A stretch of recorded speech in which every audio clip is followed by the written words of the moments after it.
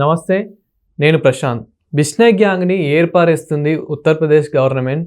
ఇదే క్రమంలో నవీన్ కుమార్ని ఎన్కౌంటర్ చేసినట్లు కూడా తెలుస్తూ ఉంది. సో దీని గురించి అయితే మాట్లాడేందుకు ప్రస్తుతం మనతో పాటు సీనియర్ జర్నలిస్ట్ సిఎస్ రావు గారు ఉన్నారు. నమస్తే అండి.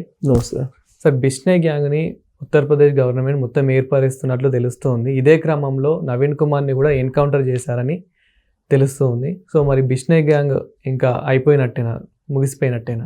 సో ఏంటి బిష్నోయ్ గ్యాంగ్ ఏంటి, అసలు ఈ నవీన్ కుమార్ ఎవరు, ఈ లారెన్స్ బిష్నోయ్ ఎవరు అనేదాన్ని మనం ఫస్ట్ వివరిస్తే కనుక, లారెన్స్ అనే అతను ఒక 30 years యంగ్స్టర్స్.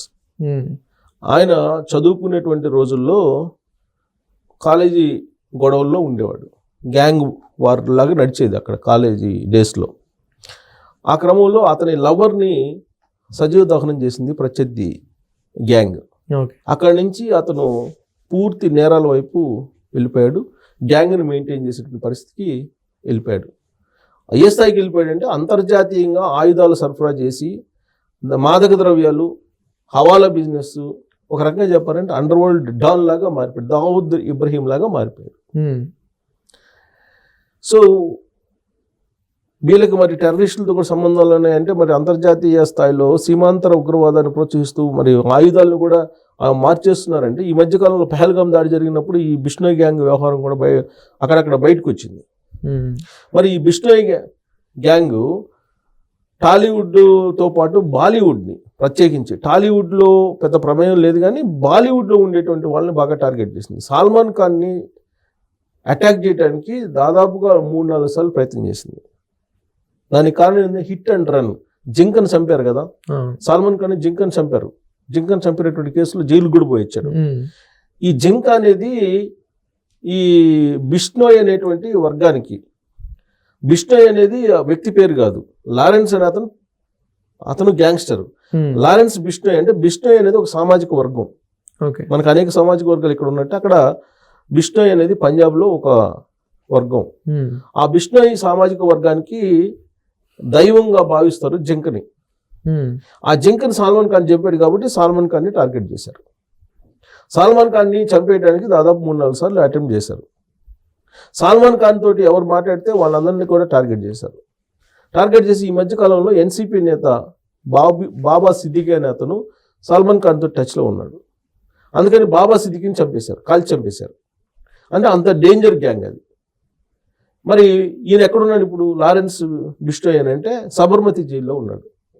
ఈ సబర్మతి జైల్లో ఉంటూనే ఈ గ్యాంగులు నడుపుతున్నారు. ఎవరు నడుపుతున్నారు? మరి జైల్లో ఆయన ఉన్నాడు. జైల్లో ఉన్నా కానీ ఒక పెద్ద నెట్వర్క్ని ఏర్పాటు చేసుకున్నాడు. నెట్వర్క్ని ఏర్పాటు చేసుకొని ఎవరినైతే టార్గెట్ చేస్తారో వాళ్ళందరినీ చంపేసుకుంటూ వస్తున్నారు. మరి ఎవరు నడుపుతున్నారు ఇంత పెద్ద ఎత్తున అంటే, కెనడాలో ఉండేటువంటి వీళ్ళ బ్రదర్స్ ఈ బిష్నోయ్ గ్యాంగ్ని నడుపుతోంది. కెనడా నుంచి నడుపుతున్నారు. ఎవరిని టార్గెట్ చేస్తే వాళ్ళని లేపేస్తున్నారు. గ్యాంగ్ వార్ నడుస్తుంది. ఒక పెద్ద గ్యాంగ్ వార్ సినిమాల్లో చూపిస్తూ ఉంటారు. ఆ టైప్లో గ్యాంగ్ వార్ నడుస్తుంది. సబర్మతి జైల్లో లారెన్స్ బిష్నోయ్ ఉన్నప్పటికీ కూడా అతను అక్కడి నుంచి నెట్వర్క్ని పెద్ద ఎత్తున విస్తరింపజేశాడు. ప్రధానంగా రాజస్థాన్, హర్యానా, ఉత్తరప్రదేశ్ ఈ రాష్ట్రాల్లో వీళ్ళ నెట్వర్క్ చాలా బలంగా ఉంది.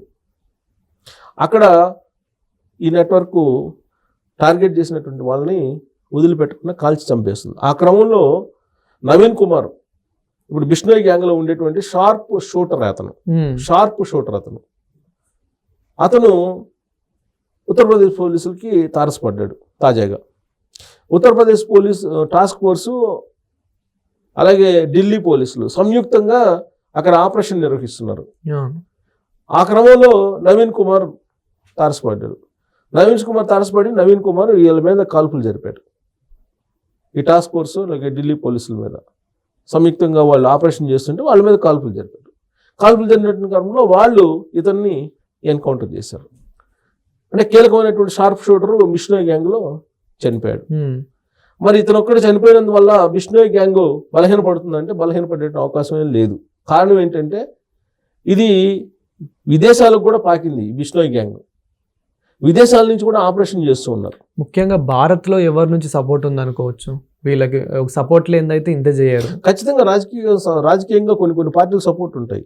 అసలు మీకు ఈ గ్యాంగ్ వార్లు లేదంటే ఉగ్రవాదులు వీళ్ళందరూ మనుగడ సాగించడానికి పరోక్షంగా ఖచ్చితంగా ఏదో ఒక పార్టీకి సంబంధించినటువంటి లీడరు ఏదో ఒక పార్టీ అండగా ఉంటుంది. ఇప్పుడు కాశ్మీర్లో ఉగ్రవాదులు ఉన్నారు, ఎవరి ఆధ్వర్యంలో ఉన్నారా? అక్కడ ఉన్నటువంటి కొన్ని పార్టీలు వాళ్ళకి సపోర్ట్ చేస్తున్నాయి. సో కాబట్టి ఉగ్రవాదులు కానీ లేదంటే ఇట్లాంటి గ్యాంగ్స్టర్స్ కానీ మనుగడ సాగించడానికి ఈవెన్ రౌడీ షీటర్లు కూడా మనకి మైదాన ప్రాంతాల్లో మనందరం చూస్తున్నాం కదా కొంతమంది రౌడీ షీటర్లని. మరి రౌడీ షీటర్లు ఎందుకు ఉన్నారు, ఎలా ఉన్నారు? వాళ్ళ సపోర్ట్ లేకుండా వాళ్ళు రౌడీజం చేస్తారా? చేయరు కదా. వాళ్ళ వెనక పోలీసుల సపోర్ట్ ఉంటుంది, పొలిటీషియన్ సపోర్ట్స్ ఉంటాయి, పార్టీల సపోర్ట్ ఉంటుంది. అన్ని ఉండబట్టి వాడు రౌడీ షీటర్గా వస్తాడు. లేదంటే అసలు వాడు రౌడీజం చేయడానికి ఆస్కారం ఎక్కడుంది? అసాంఘిక శక్తిగా మారడానికి అవకాశం ఎక్కడుంటుంది? అంటే వీళ్ళే సపోర్ట్ చేస్తారు ఇండైరెక్ట్గా. అలా ఈ లారెన్స్ బిష్నోయ్ గ్యాంగు ఎదిగింది, ఒక పెద్ద నెట్వర్క్. ఒకప్పుడు మనం అండర్ వరల్డ్ డాన్ ముంబైలో దావూద్ ఇబ్రహీం తిన్నాం మనం. సరే ఇప్పుడు తగ్గిపోయింది వాళ్ళ ప్రస్థానం, వాళ్ళ వ్యవహారం. అసలు దావూద్ ఇబ్రహీం టీం ఉందా లేదా అనేది కూడా ఇప్పుడు పెద్దగా వినిపించట్లా. కానీ ఇప్పుడు లారెన్స్ బిష్నోయ్ గ్యాంగ్ మాత్రం ప్రపంచవ్యాప్తంగా వినిపిస్తుంది. దానికి కారణం ఏంటంటే నెట్వర్క్ని పెంచాడు ప్రపంచవ్యాప్తంగా. కెనడా నుంచి వాళ్ళు ఆపరేషన్ చేస్తున్నారు. కెనడాలో ఆ మధ్య దాడులు జరిగింది. కెనడాలో కూడా ఈ లారెన్స్ బిష్నోయ్కి సంబంధించినటువంటి ఎన్కౌంటర్లు జరిగాయి. అంటే అంతర్జాతీయంగా కూడా వీళ్ళు ఎదిగారంటే వీళ్ళకి కూడా టెర్రరిస్ట్ లింక్స్ లేవు అని చెప్పి మనం అనుకోవడానికి లేదు.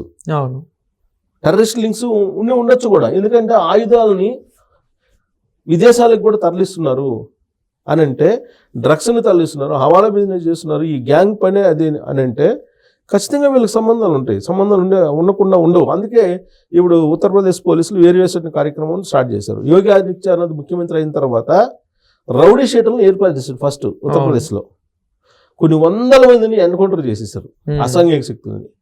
లేదంటే ఉత్తరప్రదేశ్లో జరిగిన దారుణాలు ఏ రాష్ట్రంలో జరగవు. ఉత్తరప్రదేశ్ ఒకటి, బీహార్ ఒకటి. ఇక్కడ ఇప్పుడు కంట్రోల్లోకి వచ్చింది ఉత్తరప్రదేశ్లో. అసాంఘిక శక్తులు ఉంటే పోలీసులు అక్కడ వాళ్ళు ఏం చేయాలో చేస్తున్నారు, ఎన్కౌంటర్ చేసి పెట్టడం కలిసినట్టు కాల్ చేస్తున్నారు. అది కరెక్ట్ అని అంటే చాలామంది తప్పు పట్టచ్చు. కానీ చేదాటిపోయిన తర్వాత సమాజం మీదనే వాళ్ళు పెత్తనం చేసే స్థాయికి వచ్చినప్పుడు మరి ఎన్కౌంటర్ తప్పదు కదా. ఇప్పుడు అందుకే వాళ్ళు సంయుక్తంగా ఢిల్లీ పోలీసులు అలాగే ఉత్తరప్రదేశ్ టాస్క్ ఫోర్స్ సంయుక్తంగా ఆపరేషన్ చేస్తున్నప్పుడు ఈ బిష్నోయ్ గ్యాంగ్ తారసపడింది. షార్ప్ షూటర్గా ఉన్న నవీన్ కుమార్ని ఎన్కౌంటర్ చేసేసారు. ఎన్కౌంటర్ చేయకపోతే పోలీసుల మీద వాళ్ళు ఎదురు కాల్పులు జరిపారు కదా. అయినంత మాత్రాన ఇతను ఒక్కడు చనిపోయినంత మాత్రాన వాళ్ళ నెట్వర్క్ ఏం బలహీనపడదు. వాళ్ళ నెట్వర్క్ బాగా అండర్ గ్రౌండ్కి పాతుకుపోయింది. సో పాతుకుపోయినట్టు అండర్ గ్రౌండ్ నెట్వర్క్ని మనం ఇప్పటికిప్పుడు పెకలించేటువంటి అవకాశాలు ఉండవు.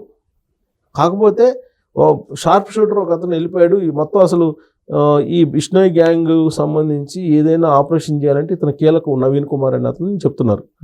సో అతను ఎన్కౌంటర్లో పోయాడు కాబట్టి కొంత స్పీడ్ తగ్గచ్చు కాదు, కానీ పూర్తి స్థాయిలో ఈ నెట్వర్క్ మొత్తం కుప్పగూలిపోతుంది లారెన్స్ బిష్నోయ్ అని చెప్పి చెప్పడానికి లేదు. సబర్మతి జైల్లో ఉండేటువంటి ఆయన ఇంత పెద్ద ఎత్తున ఈ నెట్వర్క్ నడుపుతున్నాడంటే దేశ విదేశాల్లో ఇప్పటికిప్పుడు ఒకళ్ళని చంపినంత మాత్రాన, ఒకళ్ళని ఎన్కౌంటర్ చేసినంత మాత్రాన ఆ నెట్వర్క్ మొత్తం కుప్పగూలుతుందా?